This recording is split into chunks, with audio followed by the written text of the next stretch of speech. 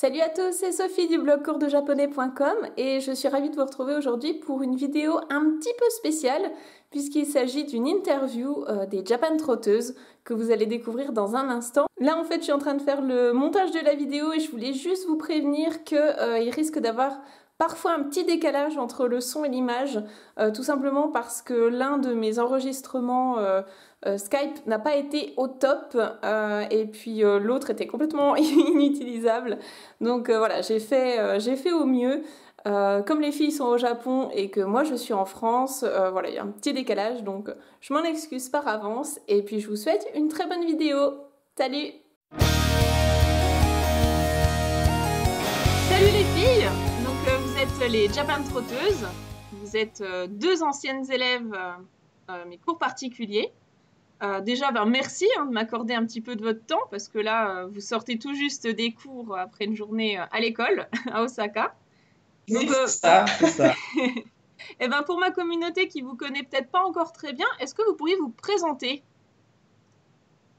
Oh bah oui, donc on est deux amis qui sommes liés par la passion du Japon. C'est ça, oui. Alors, depuis plusieurs années déjà. Voilà, donc on a respectivement 27 et 28 ans. Et on s'est dit, avant nos 30 ans, pourquoi pas tenter un peu l'aventure au Japon. Voilà, faire des études. Changer de vie, voir un peu vivre là-bas, voir un peu ce qui s'y passe, comment sont les gens, etc. Oui, voilà. Puis aussi, on était déjà venus déjà il y a 3 ans en tant que touristes. Donc, on voulait vraiment voir comment ça se passait, la vie, on va dire, un peu quotidienne, oui, voilà. Oui, parce que du coup, là, votre situation à l'heure actuelle, c'est que vous êtes en études de japonais au Japon. Voilà, c'est ça. Ouais. Pendant 6 mois, et après, vous avez prévu de bouger un petit peu plutôt en touriste. Oui, exactement, voilà, faire un road trip un peu dans le Japon, du nord au sud, et puis après, aller voir un peu l'Asie en général. Oui, voilà, oui. C'est cultivé. Un beau projet. C'est cool. Et puis, justement, quelles étaient vos situations avant de partir qu'est-ce que vous faisiez dans la vie? Est-ce que vous aviez déjà étudié le japonais? Enfin, du coup, oui, moi je le sais, mais est-ce que vous pourriez raconter un petit peu tout ça? Alors effectivement, donc dans la vie, je suis contrôleur SNCF, donc ça n'a rien à voir avec le japonais, tout ça, mais voilà, donc en étant contrôleur, tout ça, c'est un métier qui n'est pas toujours facile, donc bon, avoir une petite bulle d'air à côté, s'occuper, avoir un loisir qui prend de la place, c'est toujours bienvenu. Donc, je me suis dit, suite à mon voyage au Japon, j'ai tellement aimé le Japon, pourquoi ne pas apprendre la langue? Et c'est comme ça, du coup, que j'ai réussi à te... Enfin, je sais pas comment je vais pour te contacter, toi. Et puis, c'est tombé sur toi, on t'a choisi toi, tu as été l'élu.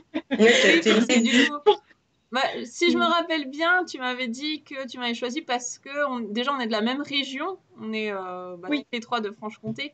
Et puis, parce que ma photo était sympathique, je crois. Ça joue beaucoup. Oui, parce que j'ai dit, tiens, parce qu'il y avait plein de profils de profs par Skype, hein, finalement, on peut, voilà, il y avait plein de profils différents. Puis, tiens, je me suis dit, elle a l'air vraiment super sympa, dynamique et tout. J'ai dit, allez, je me lance. Waouh, et en plus, elle habite à côté de chez moi. Ah, mais c'est génial. Donc voilà, c'est comme ça. Toi, Naomi, du coup, c'était quoi ton profil avant de partir? Qu'est-ce que tu faisais en France? Moi, je suis chocolatière pâtissière. Donc, c'est un peu cliché la fille qui va là-bas pour faire des gâteaux. Mais il faut quand même se l'avouer, c'est un peu ça l'origine, la base du projet. Et pareil. Ça te permet d'avoir quand même des belles possibilités de travail au Japon. Oui, puis il y a de toute façon, pour maintenant y être, il y a des opportunités quand même. Mais moi, ça fait déjà X années que j'aimais déjà bien le Japon par rapport à, je pense, un peu tout le monde, les animés, les mangas. Et plus le temps a passé, j'ai un peu mûri aussi et j'ai voulu connaître plus le Japon dans, on va dire, sa globalité, sa culture, sa religion, un peu de tout en fait. Aller plus loin, ouais. Et voilà, avoir une approche plus globale, on va dire, du Japon. Et c'est ce qui m'a donné aussi envie d'apprendre la langue. Parce que pour moi, si on apprend la langue, on peut vraiment connaître la culture japonaise, en fait. C'est mieux, c'est un gros plus même. Ça permet de mieux comprendre ça, complètement. Comment les Japonais pensent, comment ils s'expriment. Exactement, ouais. Ça, on apprend beaucoup plus que d'une simple grammaire, des vocabulaires. On apprend vraiment beaucoup plus que ça. Puis maintenant, le fait d'y habiter aussi, on voit la différence par rapport à quand on est venu il y a 3 ans. Il y a beaucoup de choses qu'on voit différemment, puis qu'on apprécie. Donc, du fait d'avoir étudié le japonais entre-temps, c'est ça que tu dis? Oui, d'avoir étudié. Par exemple, c'est tout bête, mais quelqu'un qui vous dit bonjour, ôte le fait de konnichiwa, d'avoir une certaine approche, de pouvoir dialoguer avec les locaux, et puis même de prendre le train, tout simplement l'affiche de publicité, c'est toujours gratifiant. Oui, ça fait toujours plaisir. Ça permet de mieux comprendre ton environnement, en fait. Exactement. La base, oui. On se sent moins dans le flou. On se sent moins dans le flou, c'est sûr. Parce que du coup, donc là, à l'heure actuelle, vous êtes à Osaka pour étudier le japonais. Et j'imagine que le rythme est quand même assez soutenu. Pour l'avoir fait moi-même à Kyoto l'année dernière, je sais que c'était compliqué. Donc, comment ça se passe en ce moment, vos cours? Vous en êtes où? Alors là, on a commencé au mois d'avril. Nous sommes au mois de juillet. Et pour ainsi dire, on a déjà le niveau N5. Oui, donc GLPT 5. GLPT 5, voilà. Et donc là, on a déjà bien entamé le N4 qui, normalement, devrait se finir au mois de septembre, début septembre. Donc, le rythme est assez soutenu, à raison de 4 heures de cours par jour. Il y a quasiment autant de devoirs aussi par jour. Oui, c'est ça. Il y a beaucoup de travail personnel en dehors. Donc, l'école s'appelle ECC, c'est Osaka ECC. Et vous l'avez choisie, entre autres, parce que justement, elle est assez intensive. Et comme vous ne restez que 6 mois, c'est la même chose que ce que j'avais fait avec mon mari. On voulait vraiment quelque chose d'intensif pour progresser beaucoup en peu de temps. Et du coup, voilà, le rythme derrière, il faut aussi le suivre, quoi. Et après, eux, ils disent, de toute façon, vous faites 6 mois, vous sortez, vous parlez japonais. Hein. Oui. Après, voilà, c'est un choix. En fait, c'est un choix. Si vous venez au Japon pour juste étudier beaucoup et à vous sortir après le week-end, parce que bien sûr, nous, on ne se prive pas. Les personnes qui nous suivent sur les autres réseaux sociaux, on sort beaucoup, on s'amuse, mais il faut avoir de l'autodiscipline. En fait, c'est une école, il faut avoir de l'autodiscipline. Si vous y allez, vous ne faites pas de travail personnel, vous ne pourrez pas suivre. Non, c'est pas possible. Eux, derrière l'école, ils loupent pas. Ils vous enlèvent. Ils sont très pédagogues. Ils sont très pédagogues. Il faut de l'autodiscipline. Oui, puis de toute façon, j'ai envie de dire ça à n'importe qui va faire des études de japonais au Japon. Si on n'a pas l'intention de travailler, n'y allez pas, gardez votre argent et allez juste en touriste. Quoi. Oui, totalement. Parce que des fois, c'est sûr, ça peut être frustrant. Mais en fait, en même temps, la langue japonaise est une langue assez compliquée. Elle est hyper intéressante, mais elle est très compliquée. D'un point de vue occidental, il faut toujours se mettre d'un point de vue occidental aussi. Que l'ordre des mots dans les phrases, c'est à l'inverse de nous, donc on est toujours en train de faire à l'envers, etc. Donc, ce qui fait que pour nous, occidental, ça nous demande énormément de travail, mais quelque part, c'est gratifiant, comme on le disait tout à l'heure. On sort dans la rue. Tout à l'heure, il me fallait un cachet pour la toux, parce qu'on est un petit peu malade. En ce moment, le temps est un peu chaud, froid. Bref. Et j'étais contente d'aller voir le monsieur de la pharmacie, et de lui expliquer, écoutez, je tousse, voilà ce qu'il me faudrait, est-ce que vous avez... ça fait du bien. Donc, on comprend pourquoi on travaille, en fait. Donc, le fait de ne pas parler japonais, ça n'empêche pas de passer des bonnes vacances quand on est touriste. Mais c'est vrai que du moment qu'on veut peut-être s'installer, travailler là-bas, à votre avis, est-ce que c'est possible sans parler japonais? Il faut un minimum syndical. Vraiment. Non, il ne faut pas un minimum syndical. Non, justement, je préfère être direct dessus. on a fait des portes ouvertes, par exemple, pour une école de pâtisserie. Et pour pouvoir s'inscrire, juste s'inscrire, au cours de ils l'école, ont dit c'est N2. Ouais. Et il y a plusieurs écoles. Par exemple, je sais que ECC, ils ont des Senmon Gakko. Des Senmon Gakko, c'est des écoles spécialisées, par exemple, dans la coiffure, l'esthétique. Les computers. Oui. L'informatique. Tout ce qui est informatique. Je vais montrer justement un petit peu, pendant que vous parlez, je vais défiler un petit peu pour montrer tout ce qu'ils proposent. Nickel. Et il faut savoir que pour rentrer dans ces écoles-là, c'est niveau N2, en fait. JLPT2 minimum. Ouais. C'est N2, et voire même des fois niveau N1 si c'est des études encore plus poussées. Si c'est l'université. Si c'est l'université ou si c'est études de journalisme. Ouais. Donc, oui, c'est ça, des études vraiment dans des domaines où on a besoin d'avoir un japonais littéraire, on va dire. Littéraire et poussé. C'est ça. Oui, on peut trouver un travail, mais j'ai envie de dire, si vous venez au Japon, c'est quand même pour avoir une certaine qualité de vie. La vie est très chère ici. Si c'est pour faire la plonge, parce que vous ne pouvez pas vous exprimer correctement ou faire des baito, vous n'allez pas vous en sortir. La vie est vraiment très chère ici, que ce soit les fruits, les factures, les transports en commun. Il vous faut un bagage. Et donc, si c'est pour venir travailler et puis faire de la plonge ou du ménage, malheureusement, c'est fatigant. Puis, c'est pas intéressant. On est au Japon parce qu'on aimerait peut-être faire autre chose. En étant étranger, on peut apporter des qualités en termes de tourisme et tout ça. Non, il faut le parler. Et puis, même pour point de vue de l'intégration, en fait. Si vous voulez trouver un copain, une copine, ou vous faire des amis, si vous ne parlez pas la langue, c'est pareil en France, quelqu'un qui vient vers vous qui ne parle pas français. C'est un gros obstacle. Ouais. En fait, ça dépend vraiment de ce qu'on recherche comme expérience. Si on a juste envie de faire 1 an pour dire j'habite au Japon, mais je fais la plonge, ça ne me dérange pas, c'est pas grave. C'est très bien. Mais du moment qu'on veut s'installer peut-être à moyen ou long terme, le japonais est indispensable. C'est obligatoire même.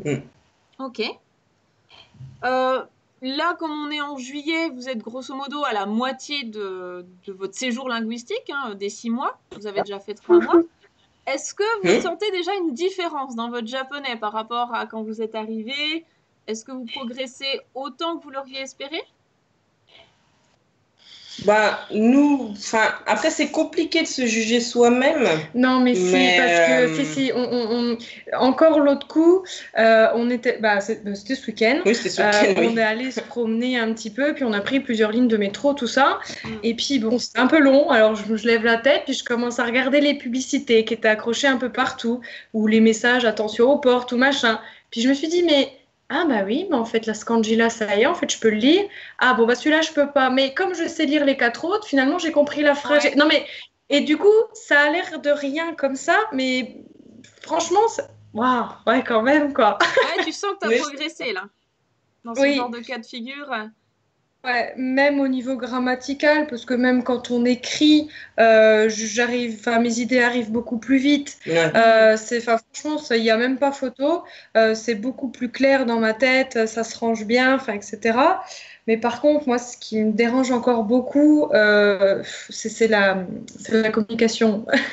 C'est-à-dire que... Je veux dire Ouais, parce que c'est... Comme je disais tout à l'heure, c'est une langue tellement compliquée qui est tout inversée. Quand on écrit, on a le temps de réfléchir à la phrase. Mais enfin, quand en face de soi, on a quelqu'un qui commence à parler à la vitesse d'un japonais. Pardon. Donc du coup, généralement, il y a beaucoup de gens sympas qui répètent avec d'autres mots un peu plus simples. Du coup, c'est encore un peu frustrant pour nous parce qu'on se dit putain, 4 heures de cours par jour, 4 heures de devoirs. Puis en fait, on n'arrive toujours pas à comprendre tout à fait les gens. Mais je pense que petit à petit, on va y arriver. Moi, c'est plus sur l'écriture, je dirais, parce que toi-même, tu sais, Sophie, quand on travaillait ensemble, je n'écrivais pas. Je faisais bien mon japonais, mais je n'écrivais pas. Après, il faut le dire maintenant, par fainéantise. Oui, pas maintenant. Et en fait, quand je suis arrivée là-bas, la première chose, c'est que je me suis dit... avant, en France, j'utilisais beaucoup des applications. Je dis, je ne sais plus comment on écrit chi, par exemple. Oui. Je regarde, je recopie. Là-bas, c'est pas... à l'école, c'est pas possible. En fait, tu n'as pas le droit à ton portable. Donc, ça a été tout de suite, moi, dans le dur, pour le coup. J'en ai fait des lignes. Pourtant, je sais très bien Apprenez lire. vos kana. Ouais, et C'est la base, direct je dans... le dis tout le temps. Ah, mais direct dans le dur, ça a été le premier jour, allez, fait limite une rédaction. Donc, au bout d'un maintenant, franchement, j'écris. T'écris vite maintenant. Hein. J'ai été la dernière de ma classe en écriture. Je fais partie des personnes, des personnes qui écrivent le plus. Ah oui, vraiment, vraiment. C'est en hiragana, katakana, vraiment, ça va très, très vite. Ah oui, donc c'est au bout de l'entraînement. Alors j'étais vraiment la grosse amélioration. Enfin. Ah non, mais c'est alors qu'on m'attendait tout le temps. Hein. J'étais là, mais maintenant en 2-2 et je réfléchis même plus. Ah ben non. C'est limite, des fois, je préfère écrire en kana que écrire en français. Ah oui, oui, parce que ça met plus longtemps. On réfléchit plus. Réfléchit. En français, alors c'est bon signe alors. C'est bon signe, c'est que ça rentre. En faisant tous les jours, 8 heures. On devient bilingue. Et puis, si on revient quelques mois en arrière, quand vous avez pris la décision de partir étudier au Japon, qu'est-ce qui vous a poussé à faire ça? Ça a été quoi, en fait, vos motivations principales à vous dire, ça y est, on y va? Ça a été une coupure, je dirais. Ouais, dans un premier temps, on avait besoin d'aller respirer ailleurs, d'une bulle d'air, on avait besoin de vivre autrement. Enfin. Après, on s'est posé pas mal de questions parce que, à l'origine, ce que je voulais faire, c'était un tour du monde, personnellement. Ouais.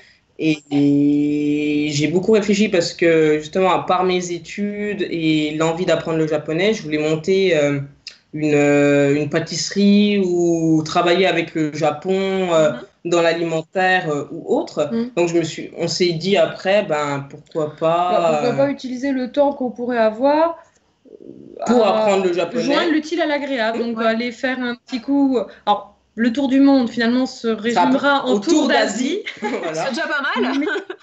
Ce qui est déjà super. C'est déjà très super, on a une chance exceptionnelle. Oui, parce que c'est un continent déjà que je connais pas du tout, en fait, pour ainsi dire. Et franchement.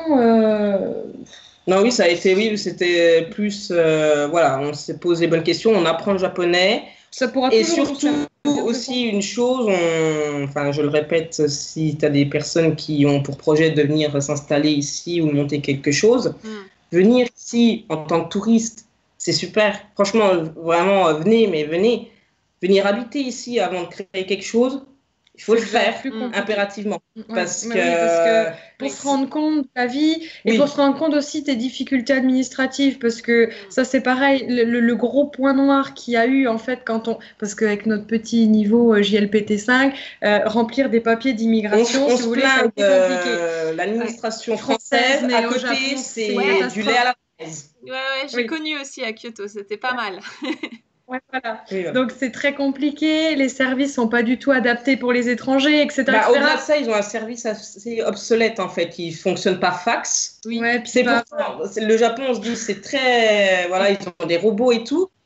Par exemple, nous en cours, c'est un radiocassette qu'on a. Donc on se dit à terme quand même rien que le fait d'être confronté à cette difficulté là.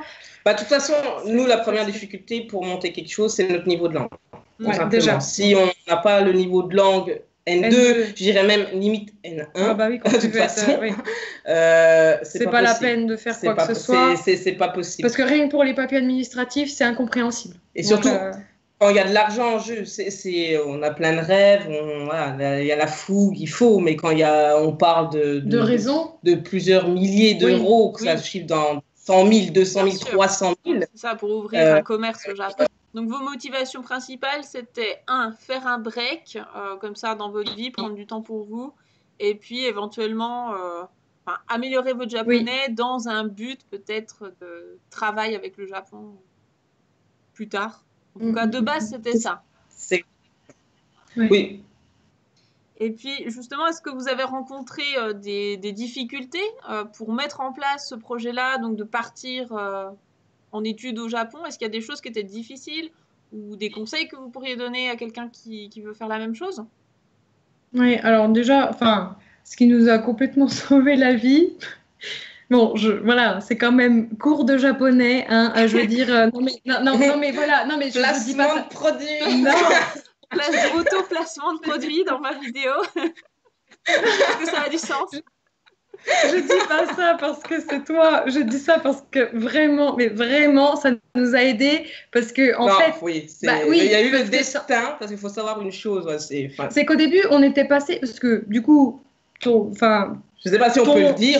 Parce que ton organisme, en fait, il est qu'à ses débuts. Oui. Et donc, quand on avait le projet en tête, on a consulté du coup un autre organisme. Parce que non, on n'était même pas au courant, tu n'avais pas commencé. Oui, c'est ce que je dis. Donc on peut tout à fait en parler, parce que moi aussi, je suis partie au Japon avec Gogo Nihon. Donc comme ça, on peut avoir un bon retour, un vrai retour. Je sais comment ils bossent. Oui, voilà. Et du coup, on les avait contactés dans un premier temps, tout ça. Puis on commençait un peu à hésiter sur les écoles qui nous proposaient, parce que encore une fois, on voulait de l'intensif. Puis la seule qui nous proposait dans la région d'Osaka, c'était une école plutôt cool. Mais bon, donc du coup, on a hésité très longtemps. Oui. Et un jour, tu nous as dit, ça y est. Justement, on allait payer cette école et notre RIB ne passait pas. Oui, et en plus, on avait rendez-vous le lundi et on se voyait ce week-end-là. Oui, on se voyait le dimanche. Et tu nous as dit, je viens d'ouvrir. Et je me suis dit, c'est le destin. Oui, et du coup, Sophie prend. Et puis quand tu nous as présenté un peu les écoles partenaires avec qui tu as des partenariats, tout de suite on s'est dit voilà, c'est ce genre d'école comme tu as eu à Kyoto que nous on cherche en fait. Oui. Et c'est surtout aussi du fait, nous ce qu'on cherchait, par exemple ce type de logement, on voulait un grand appartement. Et en fait, quelque chose assez fonctionnel et on a eu du mal à trouver. Et en fait, c'est vous qui nous l'avez trouvé. Donc, en fait, en gros, vous nous avez fait, et je le dis parce que c'est gratuit, en fait, c'est gratuit, vous nous avez enlevé une épine du pied avec des services, je répète, gratuits, parce qu'en définitive, vous nous avez trouvé... est gratuit, voilà. On ne touche pas d'argent directement depuis les élèves. Voilà. Non, et du coup, je veux dire, ça coûte rien. En fait, vous nous avez trouvé l'école, vous nous avez inscrits, parce que la paperasse, on s'en est même pas occupé. Non. Non, mais il faut le dire, parce que déjà, le premier obstacle, quand tu veux faire ça, un formulaire d'inscription à une école japonaise avec des kanji que je comprends pas. Et en plus de ça, vous nous avez trouvé l'appartement, alors qu'on en avait bavé, pour chercher quelque chose de pas trop cher, bien situé, machin, et vous nous l'avez trouvé aussi. Donc non, franchement, je recommande à 300%. Et c'est pas parce que c'est ton interview quoi. Ça aurait été quelqu'un d'autre que j'aurais dit la même chose. Non. Ça a été heureusement que vous étiez là. Après, il faut conseiller des personnes sur les difficultés qu'on a rencontrées. Plutôt se renseigner sur le pays, tout simplement, parce que c'est bête à dire, mais par exemple, c'est souvent, nous, on a une page Instagram, on a une toute petite communauté avec qui on aime bien interagir. Échanger, et des fois, c'est souvent qu'on a des choses, est-ce que l'eau est potable au Japon? Ou, oui, ça paraît... oui, je viens de Tokyo, c'est quel train? C'est quoi la spécialité à manger à Osaka? Oui, donc non, il faut quand même un minimum préparer. Nous, après, on répond parce qu'on aime bien, mais je me dis, mais c'est des questions qu'on peut tellement trouver préparer en 2 secondes sur Google, tu as la réponse. Voilà, c'est préparer et savoir, parce que des fois, je pense que tu as des personnes qui viennent ici qui doivent avoir un peu le syndrome, je dirais, du Japon, comme le syndrome de Paris. C'est-à-dire vivre dans un manga ou quelque chose comme ça. Alors, pas du tout, non, il y a besoin de beaucoup de préparation. D'ailleurs, je sais pas, c'est pas un placement de produit non plus, mais j'en ai fait un article dans notre blog réciproquement, en fait, toutes les étapes. Je mettrai les liens. C'est important. Mais parce que j'ai trouvé ça tellement utile de rien que déjà préparer pour avoir le bon visa, pour ce qu'il fallait faire. Enfin bref, j'ai fait tout un article là-dessus et ça nous a demandé des mois et des mois de préparation quand même. Donc oui, bien se renseigner. On ne peut pas improviser d'aller s'installer, enfin même déjà voyager, je dirais, mais au moins quand on veut s'installer ou étudier là-bas, c'est un pays qui est tellement différent. Il faut quand même se renseigner. Lire des bouquins sur le Japon, sur la vie là-bas. Donc là, on est en juillet, vous rentrez en France mi-décembre. Comment est-ce que vous voyez dans 6 mois au niveau du japonais, du mindset? Vous aurez du coup fait votre petit road trip en Asie. Comment vous voyez à ce moment-là? En dépression. En dépression. C'était tellement spontané. Ok, donc en dépression, c'est-à-dire déjà le manque en fait du Japon ou Dans quel sens? C'est sûr que quand on vit une expérience comme ça, bon, ok, là, on est 6 mois à l'école, donc on bosse, c'est pas tous les jours facile, on est un peu fatigué, etc. Mais bon, c'est quand même une expérience unique, intéressante, enrichissante. Ensuite, on va faire 3 mois de pures vacances, on va voyager de Hokkaido à Okinawa, Tokyo, on va faire la Corée, on va faire tout ça. Je me dis, ouais, bah après, tu rentres en France, tu te dis, bon, c'est cool, tu vas retrouver ta famille, tes amis, on va être super contente. Puis va arriver l'heure d'aller au travail. Trop boulot, dodo. Et puis là, en fait, on se dira, mais non, mais, voilà. Non, mais tu te dis quand même que le 16 décembre, on est à Singapour. Le 17, on rentre dans notre petite Franche-Comté. On va se dire, ouais, en fait, il y a 24 heures, et ben, on était à la piscine. Non, mais enfin, bon, c'est le retour à la réalité, en fait. Voilà, le retour à la réalité va être, je pense, très compliqué encore plus quand on reprendra chacune notre travail parce qu'on se dira. Après, voilà, c'est. Nous, enfin, personnellement, mon objectif, c'est de vivre aussi avec le japonais. Si je peux essayer d'en vivre et gagner ma vie, c'est ce que je veux. Donc, c'est vrai que c'est un rêve. J'allais vous demander quels sont vos projets, en fait, pour l'année prochaine, la suite. Ben, pourquoi pas, en fait, j'aimerais bien l'enseigner à des débutants, en fait, parce que j'aimerais bien aider les personnes qui veulent apprendre, en fait, à surmonter les difficultés que je viens de passer, parce que tout est possible dans la vie. Et apprendre le japonais, c'est possible, oui. C'est possible. Tout est possible, il suffit d'avoir de la volonté. Ouais, mais voilà, du coup, ça, je pense que ce serait quelque chose que j'aimerais bien faire en complément. En complément de mon, merci. En complément de mon métier actuel. Et puis pourquoi pas à l'avenir, si effectivement, enfin. C'est sûr que notre rêve, ce serait de vivre de notre passion, d'enseigner le japonais ou de travailler avec le Japon, que ce soit en termes de tourisme ou de tout ça. En tout cas, enfin, moi, c'est ce que je nous souhaite, qu'à terme, petit à petit, progressivement, on arrive à vivre de ce qu'on aime, quoi, qu'on ne fasse pas tout ça. Et toi, Naomi, tu dois toujours travailler en lien avec la pâtisserie La pâtisserie, j'aimerais bien, parce que vraiment, j'adore ça. Après, au Japon même, ce serait compliqué. Ce serait compliqué parce que tout simplement, à part travailler en tant qu'ouvrier, monter une entreprise ici, ça va être très dur. Comme on disait tout à l'heure, c'est très compliqué. Ça va être très très dur. C'est justement un point qui m'avait un peu attristé quand on est venu ici. Est-ce qu'on a tout de suite compris que l'administration allait être la base en fait de nos soucis? Au-delà de ça, ça va être un peu plus compliqué. Oui. Travailler avec la pâtisserie ou travailler avec le Japon, ça c'est sûr, d'un point de vue de la langue. L'un ou l'autre. Moi, pas l'enseigner, mais aider les gens à ce qu'ils partent d'un point de vue de tourisme. Parce que faut savoir quand même que ce qui est cool, c'est que celle qui nous trouve tous nos petits bons plans là qu'on met sur Instagram, tout ça, c'est elle qui a bossé, hein, parce que pour le coup, c'est nul. Mais... C'est Miss Google du Japon. Exactement. Donc moi, je suis, les métros, tout ça, ce qu'il y a à faire, tout c'est elle. C'est bien, comme ça, chacune a ses points forts. Exactement. Pour conclure, le mot de la fin, on va dire. Tout à l'heure, vous avez déjà donné des conseils à des personnes qui voudraient s'installer au Japon, donc bien préparer ça, apprendre les bases de la langue japonaise, etc. Mais si vous pouviez donner des conseils à vos moi du passé, quels conseils en fait vous auriez aimé recevoir? Déjà, franchement, moi, je me serais dit apprendre. J'aurais appris le japonais un peu plus tôt quand même, déjà. Parce que quand j'ai commencé à m'intéresser au japonais, parce qu'en fait, ce qui a déclenché mon envie d'apprendre, c'est de faire un voyage. Mais en fait, j'aurais peut-être déjà dû m'y mettre avant. Parce que là, je me dis, je vais avoir 28 ans, puis finalement, ça fait que 3 ans que j'apprends le japonais.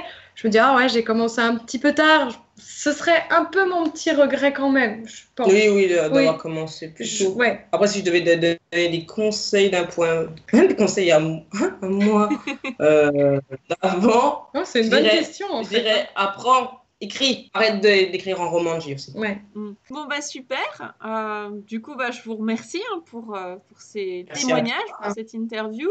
Pour ceux qui sont intéressés par votre parcours et par votre aventure en ce moment au Japon, je les invite à aller voir votre compte Instagram parce que vous êtes super actifs dessus. Quasiment tous les jours, on a des petites stories assez rigolotes de choses que vous croisez qui sont parfois incongrues. Donc, ça, c'est assez sympa à voir sur Instagram. Sinon, vous avez aussi une chaîne YouTube, un blog. Pareil, vous donnez des astuces, des retours d'expériences que vous avez pu avoir. Donc, je mettrai tout ça en lien dans la description. Et puis, est-ce que vous avez un dernier message que vous voulez passer aux gens qui nous regardent aujourd'hui? Vivez votre rêve. Ça paraît bateau, mais la vie est tellement courte. Oui, voilà, ouais. Franchement, mettez tout ce qu'il faut pour vivre ce que nous vivons nous, parce que quelque part, c'est... Faut pas... Justement, il y a des personnes que je suivais sur Instagram il y a encore quelques mois, je me disais, il a de la chance, j'aimerais tellement. C'est des personnes que, justement, la semaine dernière, je suis allée boire un verre avec. Voilà, exactement. C'est bête, hein, mais justement, c'est à la... Et quand on discute avec les gens, on a tous le même niveau, hein. C'est vraiment, vivez pas à travers des Instagram. Parce que tout est possible, parce qu'il n'y a pas d'excuses. Bon, c'est vrai que les gens diraient, oui, il faut de l'argent, etc.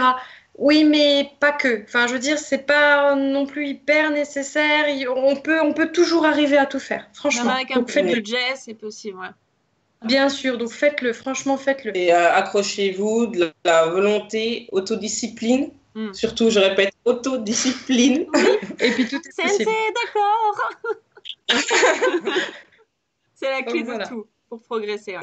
Et profitez à fond. Et de toute façon, il n'y a pas de bonne ou mauvaise raison d'aimer le Japon, que ce soit les animés, que ce soit la culture, la religion. Tout est bon. Prenez et vivez votre passion à fond. Voilà. C'est un très beau mot de la fin. Donc, merci beaucoup. Et puis, au plaisir de vous voir progresser, de vous voir continuer à explorer le Japon, l'Asie. Ce sera avec plaisir qu'on vous suivra. Arigato, sensei. Arigato gozaimashita. Matane. Bye bye. À bientôt. Merci. À la prochaine.